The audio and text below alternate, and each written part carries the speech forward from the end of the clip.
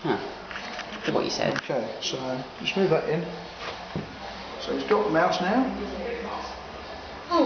First step is just getting his to a comfy position. Now he should really get the head into his mouth, but he might take it sideways, we'll see.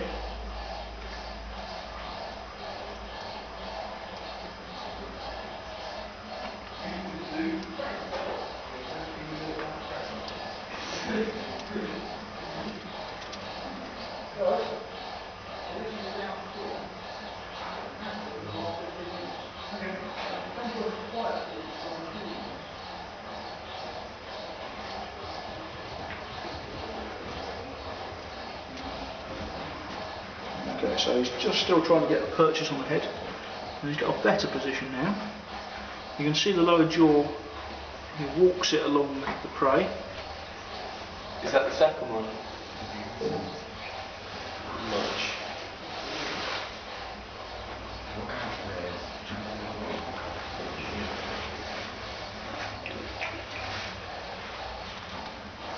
Now if it was a smaller snake, he would actually have to let go and restart in order to get the head in the right place, but because he's such a big snake, he doesn't necessarily need to do that.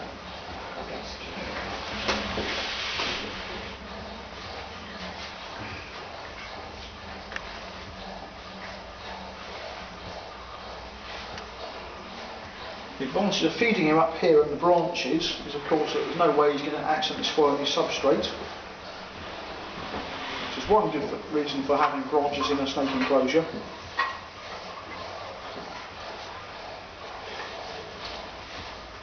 If you haven't got branches like this, then the best bet would actually be to feed them in a separate container. But I much prefer feeding snakes in their home, especially if you can make sure they're not going to eat the substrate. Right. Now, is that the whole head he's got in there, do you think? I can't tell from here. Looks like he more or less has. Yep, so he's... oh no, he's still sticking out a little bit, but he's got that alright. So he's got a fair grip on this now.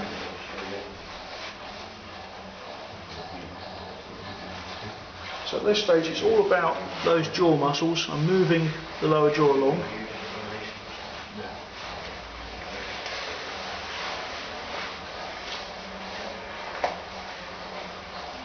He's using his own coils to help support the food, to get it in position. You can see how much stretch there is in the skin of the snake. If it couldn't stretch, that being able to dislocate the jaw wouldn't do much good.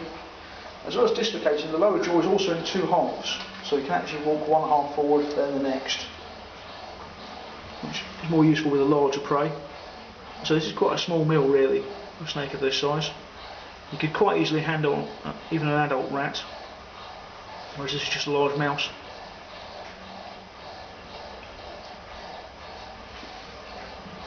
It looks like the food is starting to head towards the back of the mouth.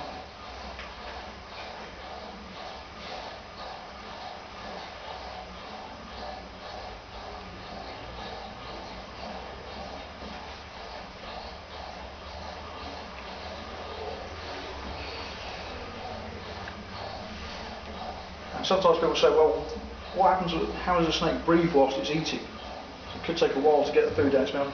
And actually, you can't see it from here, but you might get a glimpse when he turns his head around. There's actually a breathing tube in the bottom of the snake's mouth which actually sticks out. So when it's eating, it can actually breathe through that, even with all that food in its mouth. Right, we can see the mouse is now at the back of the neck. It has indeed folded the head back on itself, that's alright. There we go. Now, on the lower jaw, you might get a glimpse in a moment of the breathing tube. I can just about see it. But just near where the base of the mouse's tail is actually where there is a little opening. There you go. Can you see it opening? And closing, so it's breathing as we go. At this point, the neck muscles are taking over.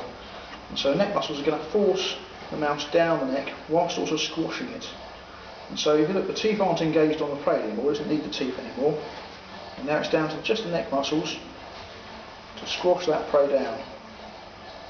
There we go, it's a very good view there. Now if you watch, as it goes down, it will squash out into a much thinner tube. See how strong those muscles are. As you can see, the meal has been squashed down. And so this is the spaghetti moment, as I call it, which it looks like he's sort of sucking in a piece of spaghetti as the tail goes down. But it's actually just because the neck muscles are pulling the rest of it down.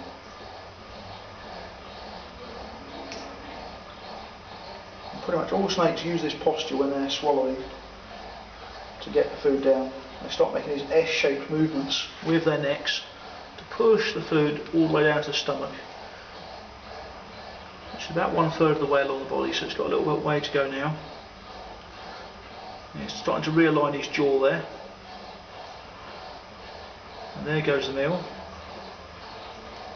Going down along the neck. And again, he's still using his body, he's still using those muscles to push it down. You can see the lump moving down the body. But you can already see the lump is much smaller than it was.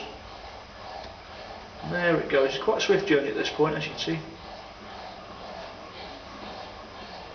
And it'll be just about starting to enter the stomach now. Of course, that was your second mouth, so it's got a bit of a queue there. But there we go. He'll probably do what looks like yawning a couple more times. He's actually just realigning the lower jaw up to the upper jaw. But there we go, he's done. He's even looking around to see if there's any more food. So,